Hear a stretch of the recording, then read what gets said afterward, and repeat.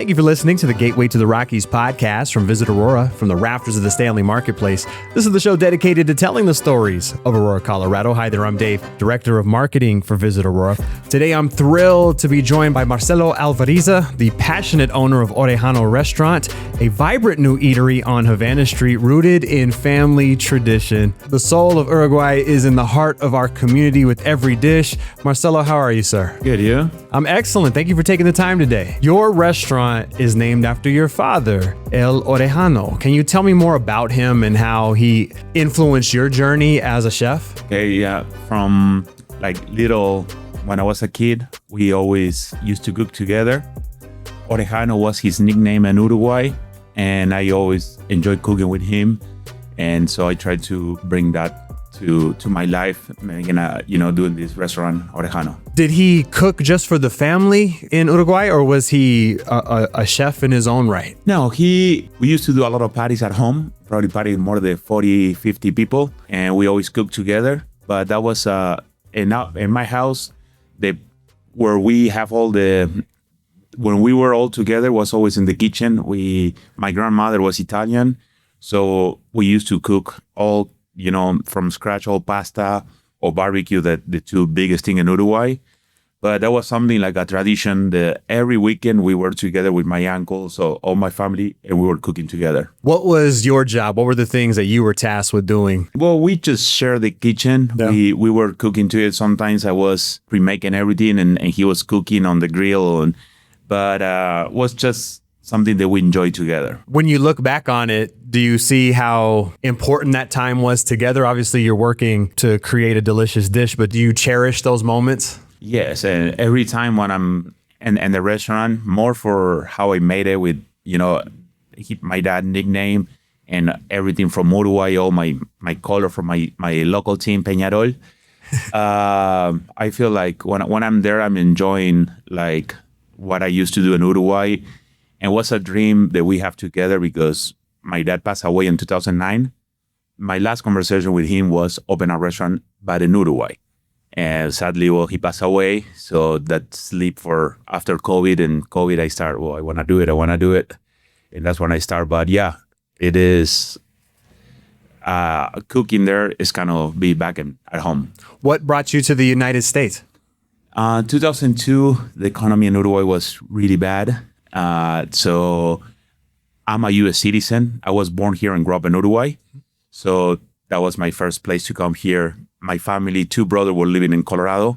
So that's the reason I choose here. And honestly, been 22 years and I love Colorado. You're bringing tradition from Uruguay to America, but you also have a fast casual concept. Do those two ideas merge? Are you able to stay as traditional as possible, but also be fast and efficient? Yes. Yeah. We're trying to keep like the same way that we cook at home. Mm-hmm. And we just to make all like what can be, people can go and eat fast. But yeah, we can do that and keep the same flavors than at home. You offer an exciting menu. Empanadas, milanesas, the iconic Chivito Uruguayo. By the way, what is that? What is the Chivito? Chivito is a sandwich that was created in Uruguay in Punta del Este. It's a sandwich that has the bread, lettuce, tomato, tenderloin, ham, cheese, bacon, fried egg, onions, and olive. It's our nation's sandwich. Yeah. That every year when we compete for who has the best steak sandwich, Uruguay always go with the Chivito. Are these family recipes or these recipes that you've developed and improved over time? Most I develop over time. We have like 8 empanadas. Half of the menu, they're our traditional empanada that I used to make in Uruguay. Mm-hmm. And then being here for 22 years, I kind of fusion the flavors. I add more spicy than my country. We don't have any spicy. I add spicy, I add curry, I add more flavor here in Colorado people like. Do you experiment with new flavors from time to time, or do you have your core? I have the solid menu, but I will have every season, I'm going to have 3 or 4 empanadas, different empanada for Thanksgiving, for the like Uruguay Independence Day. This is on August 25th. And then we have You know, in March, the Catholic thing, all that week. Oh, Ash Wednesday. Okay, yeah. Yeah, I gonna do all seafood for that. Okay. For that week, I don't remember how to say it in English. Yeah. But yeah, I gonna have some seasonal empanadas and some more Mexican flavors, some Peruvian. I gonna be having every month like different flavors. What are the flavors that are the top sellers? What are the most popular ones? Right now, criolla beef is the traditional meat from Uruguay. Steak jalapeno, chicken chipotle, blue cheese. That's my favorite. And spicy mushroom. That's where we're selling more. Do you have folks that lived in Uruguay or are from Uruguay that have experienced your restaurant and say, oh, this reminds me of home? Yes. I actually I have a few reviews say that.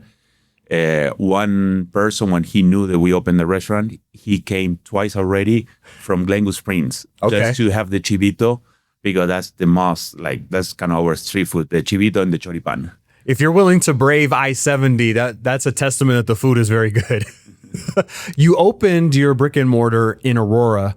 Was that a deliberate decision? And if so, why? Yes, I had a flooring business for 14 years. And most of my customers, they're here in Aurora, and we trying to do catering as well. And most of my customers, they wanna go, they're all in Aurora and pretty less than 10 miles away. You look around that part of the community, you see hundreds of locally owned restaurants with cuisines from around the entire globe.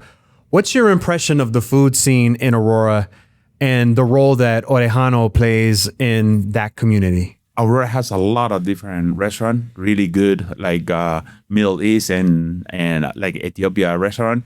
I hope that I can bring some from South America, because South America only have Peruvian restaurant over there in Colombia. So it is a different flavor. I hope that people can enjoy it. How has the community been in embracing Orejano? Has it been an inviting, collaborative community, or is it, hyper competitive? What's been your impression so far, specifically on Havana Street? In Havana, we having people from all over. That we have a really good support. Car dealers is our biggest customer right now, and and people that's just driving by and stopping. And the good thing is that they're repeating. They're coming. We're only been like 5 weeks, but we have a lot of repeat customer, and that make me happy, because they liking our food. How do you balance tradition with innovation? You're introducing dishes that might be unfamiliar to your customers. How do you kind of marry those two ideas, tradition and innovation? I try to keep like the concept of Uruguay, the empanadas, the milanesas, but I add in a little bit of spicy, like the chivito. We can do it with habanero mayonnaise and have a jalapeno.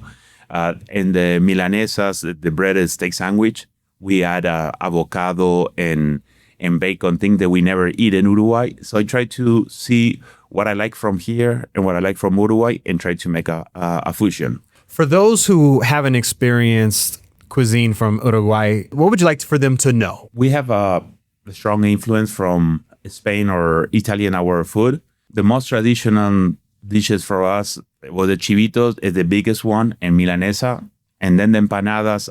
I know it's more all over America Latina, but each one has their own way to do it. We do it, bake it with flour. Other they do different, But it is. Hopefully, I can do some barbecues later. And that's gonna be like the real, another big thing from Uruguay. I'm working on that. I imagine you're proud of everything on your menu, but if Marcelo is picking a meal just for him, what's on your plate? Oh, normally chivito or the skirt sandwich. Those two are the more like from Uruguay. And now that we just add the choripan, honestly, in the last 5 days, I think I ate choripan like the last 4. There's a romantic notion of opening a restaurant. Did you have experience in the business side of owning a restaurant leading up to this, or were you purely on the culinary side? Like, how do you marry the two between, being a chef and also being a business owner? It is. This is a full new experience for me. Yeah. I will have the passion to cook, but it's a challenge to be cooking and running the business. There's a lot more things that I didn't expect before. Mm-hmm. But it's been nice, and I just taking how it comes. I just trying to work in my best way and try to do everything how I feel is going to be the best for the customers. What have been some of the challenges for you so far? I mean, it's been 5 weeks. Obviously, you want to flourish and thrive. What have been some of the challenge and what have been some of the lessons that you've learned so far? Honestly, it's everything new, so it is. But the biggest challenge is marketing right now for me. Yeah. And in the kitchen, I feel pretty comfortable. And but it's more the marketing and all that. That's where I have to get more focus. It's very competitive out there. You're trying to get as much attention as possible. It's part of the reason why you're on this podcast with me right now.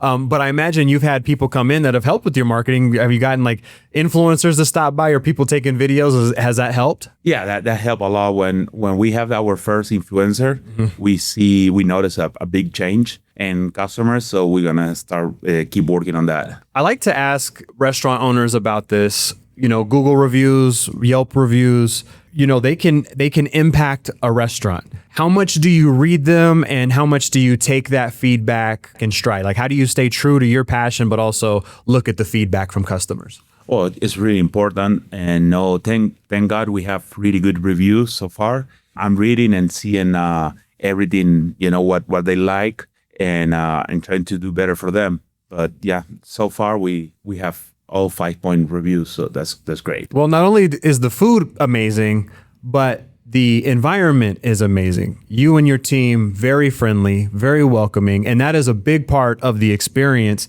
It's a family-oriented environment.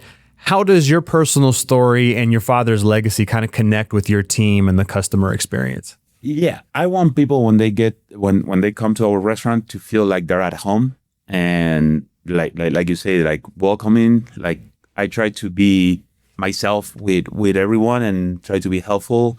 And yeah, that's a big part of our reviews is how we are welcoming with people, and something that I really enjoy. I enjoy being, you know, with people, and I try to do it the best way so people can have a good experience. And you have family members that are part of your staff, right? Just my wife.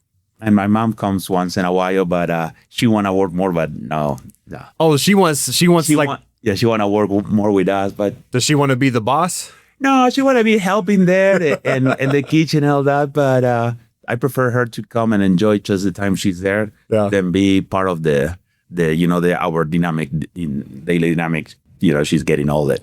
I'm fascinated when there's a business and you have a husband and a wife working together.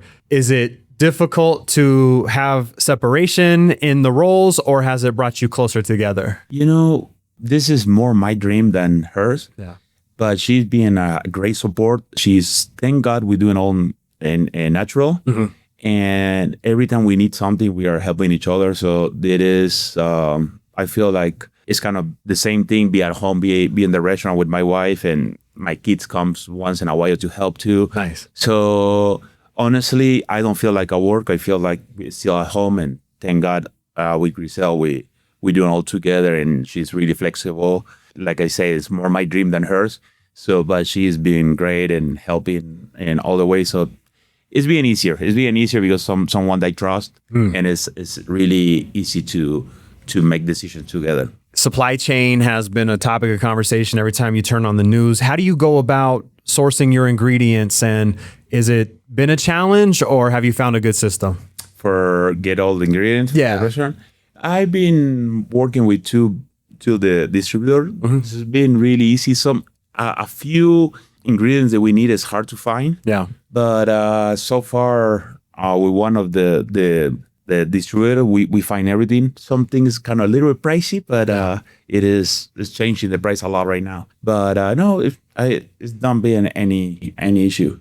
What's been the most rewarding part so far for you? I know you're early in the journey, although it probably feels like it's been, several years of this dream coming together. But now that you're really open, what's been the most rewarding thing so far for you? See the people living happy for the full experience with the food, and being talking together, making jokes. It's kind of like being in my house cooking for people and enjoying them and talking about their country, my country. A lot of jokes about soccer.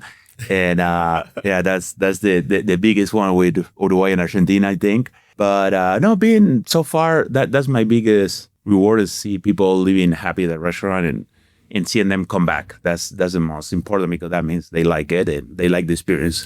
What do you think your father would say if he had an opportunity to see the restaurant? Yeah, that's probably, he was probably proud. And yeah, do something that he was a businessman in Uruguay, but he always wanted to own a restaurant and never did it. So I feel like this is part of, for me and for him, that I know that he should be proud. Obviously, we're just getting started, 5 weeks in, but what is your long-term vision for Orejano? What does 5 years look like? What does 1 year look like from now for you?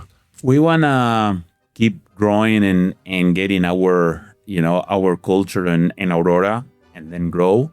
But I think the first 2 years is going to be more like the learning experience, knowing the business. And then, we want to expand. We want to, have more restaurants and just, I want to see it all over Colorado.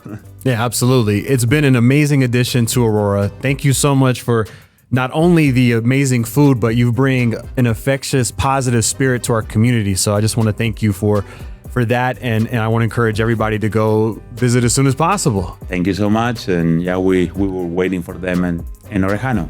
Taste for yourself. Go visit Marcelo and the fantastic crew at Orejano Restaurant at 800 South Havana Street on Havana Street. And make sure to follow along on social media at Orejano Restaurant. Marcelo, thank you so much for the time today, my friend. Thank you. Thank you so much. Thank you for listening to the Gateway to the Rockies podcast. Visit Aurora is the official destination marketing organization for the city of Aurora, Colorado, and acts as the primary liaison between meeting planners and hotel partners. As Aurora's Convention and Visitors Bureau, Visit Aurora's mission is grounded in showcasing Aurora as a premier destination for meetings, business, and leisure travel. Visit Aurora represents more than 75 plus hotel properties with 13,500 plus guest rooms and more than 1 million square feet of meeting space, including Colorado's largest resort, Gaylord Rockies Resort and Convention Center. As Colorado's third largest city, Aurora is located minutes away from Denver International Airport and showcases mountain views, memorable meeting spaces, and 250 plus international eateries that offer a unique experience for each and every visitor. As the gateway to the Rockies, Visit Aurora's role in the local community goes beyond marketing the city as a destination. The Visit Aurora team is here to assist you with your Colorado visit, from facilitating your meeting, event, or convention to helping you discover local flavor and attractions. Go beyond the boardroom in Aurora, Colorado. For more, visit us at visitaurora.com.